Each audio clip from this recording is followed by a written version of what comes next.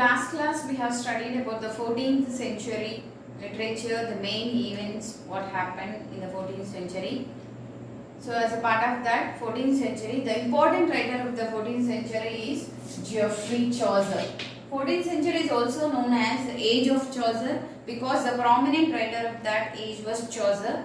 Chaucer's date of birth was 1340 and he passed away in 1400. So this period is considered as age of Chaucer. Now let us study the books, the writings of Chaucer. Okay. So the Chaucer, he was also known as father of English poetry or father of English language, grandfather of English novel. He took a small dialect in the England, that is East Midland dialect. East Midland dialect, and made that into a national language of England. That's why he became the father of English language. So it was like all our dialects, like our Telangana or Andhra, how our different types of languages are there. It is also one of the small dialect, but because of the contributions of work done by this Chaucer, this East Midland dialect became a national language of England, and he is the first person to bring English into limelight. That's why he is also known as father of English poetry or father of English language, as well as grandfather of English novel. That's why he got another name, Morning Star of Renaissance. Morning Star of Renaissance. Note this point, children. Okay. Chaucer's writing is divided into three periods: French period, Italian period, English period.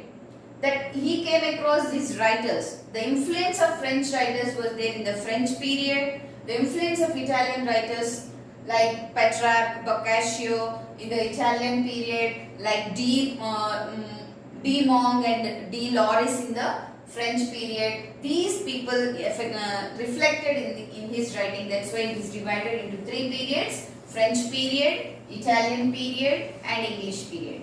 Coming to the French period, the most important books which we have to note down are the Romaunt of the Rose, the Romaunt of the Rose, the Book of the Duchess, the Book of the Duchess, Chaucer's ABC. These are the three books written by Geoffrey Chaucer in the French period.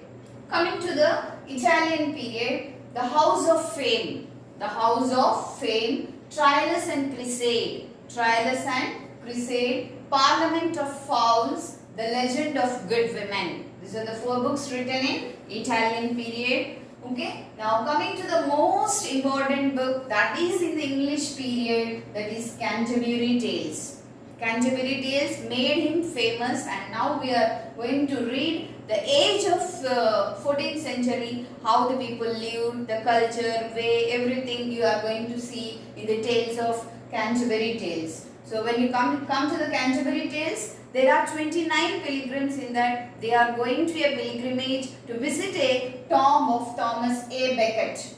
Thomas A. Becket. They are going to visit a tomb of Thomas A. Becket. Okay. These 29 pilgrims, along with, in this 29 pilgrims only, Thomas is also included. The knight tells the first tale, parson tells the last tale, and they made an agreement that each member will tell two tales while they are going on the journey, and while they are returning also they are planned to tell two tales. Like that they planned, but totally 20 completed tales are there and 4 incomplete tales. The most important book of Chaucer is the Canterbury Tales. Remember children, note down this one. This is the most important book of Chaucer.